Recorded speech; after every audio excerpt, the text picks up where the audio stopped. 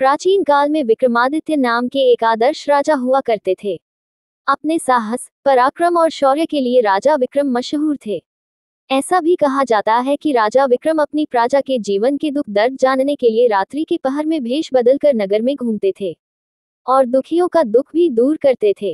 राजा विक्रम और बेताल के किस्सों पर कई सारी किताबें और कहानियां प्रकाशित हुई हैं।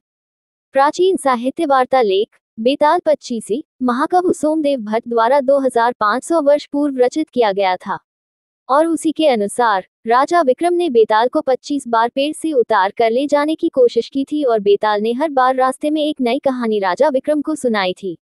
कौन था बेताल और क्यों राजा विक्रमादित्य उसे पकड़ने गए थे? एक तांत्रिक 32 लक्षण वाले स्वस्थ ब्राह्मण पुत्र की बलि देने का तांत्रिक अनुष्ठान करता है ताकि उसकी आसुरी शक्तियां और बढ़ जाए।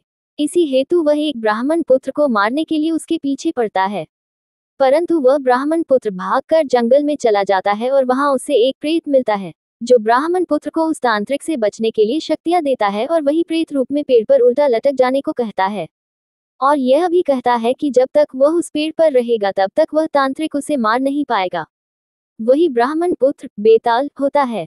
कपटी तांत्रिक एक भिक्षुक योगी का स्वांग रचता है और राजा विक्रम के पराक्रम और शौर्य गाथाओं को सुनकर अपना काम निकलवा लेने का जाल बिछाता है और राजा विक्रम को यात्रा के दौरान प्रतिदिन एक स्वादिष्ट फल भेंट भेजता है जिसके अंदर एक कीमती रत्न रूबी होता है। इस भेद का पता लगाने राजा विक्रम उस भिक्षुक की खोज करते हैं। अंततः राजा विक्रम उसे खोज लेते हैं। चूंकि उस ढोंगी भिक्षुक में स्वयं बेताल को लाने की शक्ति नहीं होती, इसलिए वह स्वांग रचकर राजा विक्रम से उस पेड़ पर लटक रहे प्रेत बेताल को लाने के लिए कहता है। राजा विक्रम उस तांत्रिक की असल मंशा से अनजान उसका काम करने निकल पड़ते हैं। राजा विक्रम पेड़ से बेताल को हर बार उतार लेते और उस भिक्षुक के पास ले जाने लगते। रास्ता लंबा होने की वजह से हर बार बेताल कहानी सुनाने लगता और यह शर्त रखता है कि कहानी सुनने के बाद यदि राजा विक्रम ने उसके प्रश्न का सार्थक उत्तर ना दिया तो वह राजा विक्रम को मार देगा और अगर राजा विक्रम ने जवाब देने के लिए मुंह खोला तो वह रूठ कर फिर से अपने पेड़ पर जाकर उल्टा लटक जाएगा। दोस्तों, राष्ट्रीय चैनल दूरदर्शन पर 90 के दशक में विक्रम और बेताल नाम का एक सीरियल भी आता था जिसे काफी सराहा गया था। आज हम इस लेख के द्वारा विक्रम और बेताल के किस्सों से जुड़ी दो रोचक कहानियां प्रस्तुत कर रहे हैं।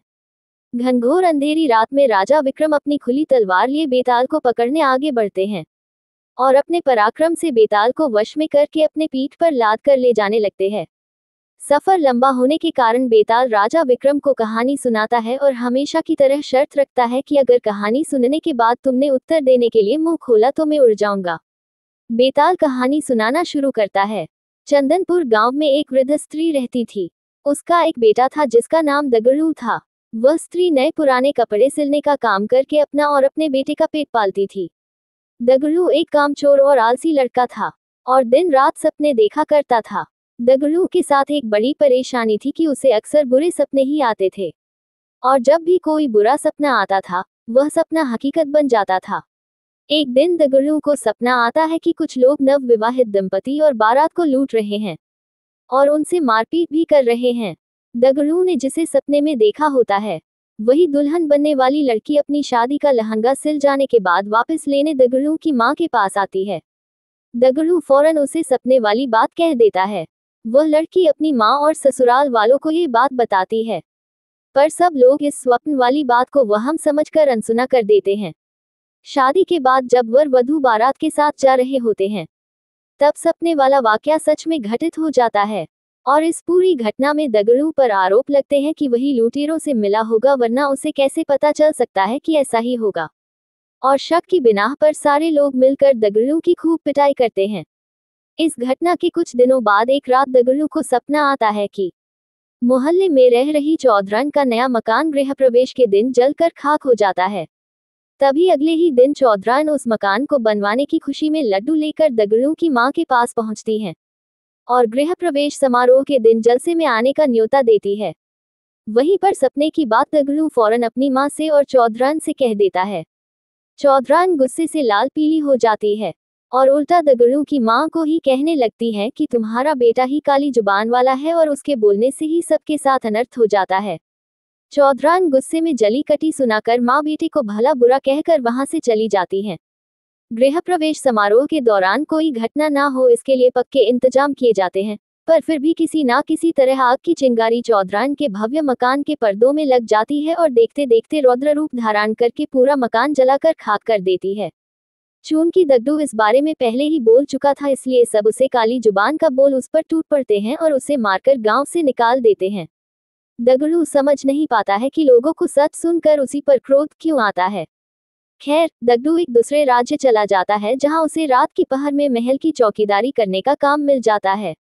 वहां के राजा को अगले दिन सोनपुर किसी काम से जाना होता है, इसलिए वह रानी को कहते हैं कि उसे सुबह जल्दी उठा दें। दगडू रात में महल के दरवाजे पर चौकीदारी कर रहा होता है। तभी अंधेरा होने पर उसे नींद आ जाती है और फिर उसे सपना आता है कि सोनपुर में भूकंप आया है और वहां मौजूद सभी व्यक्ति मर गए हैं।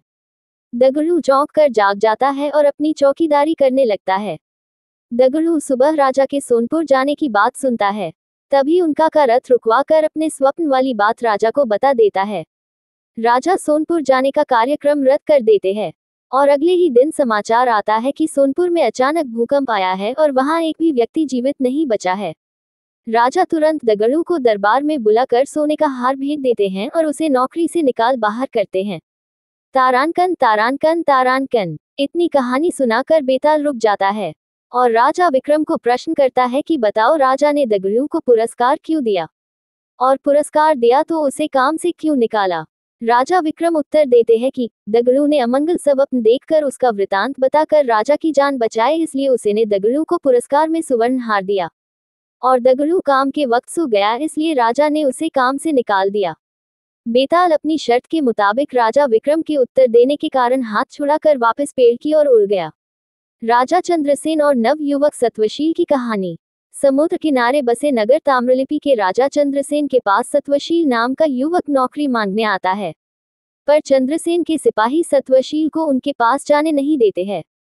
सत्वशील हमेशा इसी ताक में रहता है कि किसी तरह राजा से मिला जाए। एक दिन राजा की सवारी जा रही होती है।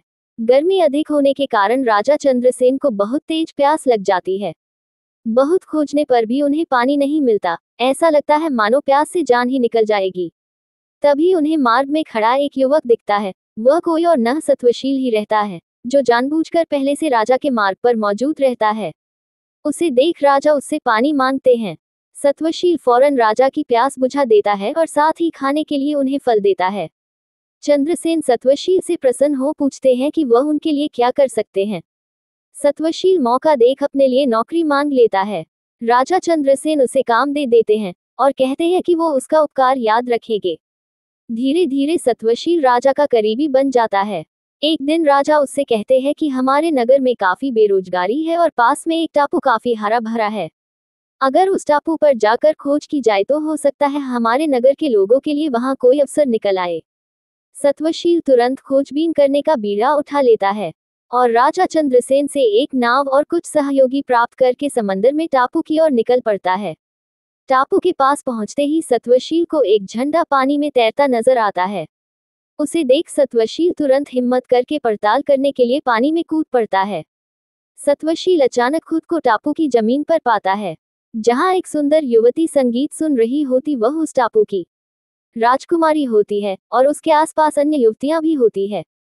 सत्वशील उसे अपना परिचय देता है और राजकुमारी सत्वशील को भोजन करने का प्रस्ताव देती है और खाने से पहले एक पानी के छोटे तालाब में स्नान करने को कहती है। सत्वशील जैसे ही पानी में नहाने जाता है, वह खुद को ताम्रलिपि के महल में राजा चंद्रसेन के पास पाता है और इस चमत्कार को देख चंद्रसेन भी चकित रह जाते हैं। चंद्रसेन खुद इस रहस्यमय जगह पर जाने का फैसला कर लेते हैं और वहां जाकर उस टापू को जीत भी लेते हैं। उस टापू की राजकुमारी विजेता चंद्रसेन को उस टापू का राजा घोषित करती हैं। जीत की खुशी में राजा चंद्रसेन उस राजकुमारी से सत्वशील का विवाह कराने का आदेश दे देते हैं और उस क्षेत्र की रक्षा और प्रतिनिधित्व का भार सत्वशील को सौंप देते हैं। इस तरह चंद्रसेन सत्वशील के उपकार का बदला चुकाते हैं।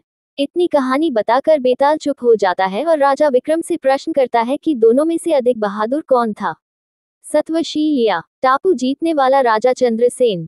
राजा विक्रम तुरंत उत्तर देते हैं कि सत्वशील अधिक बहादुर था, क्योंकि जब टापू के पास उसने पानी में झंडा देखकर छलांग लगाई तब वह वहां की स्थिति से अनजान था। वहां मौत का खतरा भी हो सकता था। पर राजा चंद्रसेन तो पूरी बात जानता था और वह सेना की मदद से जीत हासिल कर पाया, इसलिए सत्वशील अधिक बहादुर था। एक बार फिर राजा विक्रम के मुंह खोलते ही बेताल उड़ गया और पेड़ पर जाकर उल्टा लटक गया। कहानी अच्छी लगी हो तो चैनल को सब्सक्राइब करें और वीडियो को लाइक और शेयर करें। धन्यवाद।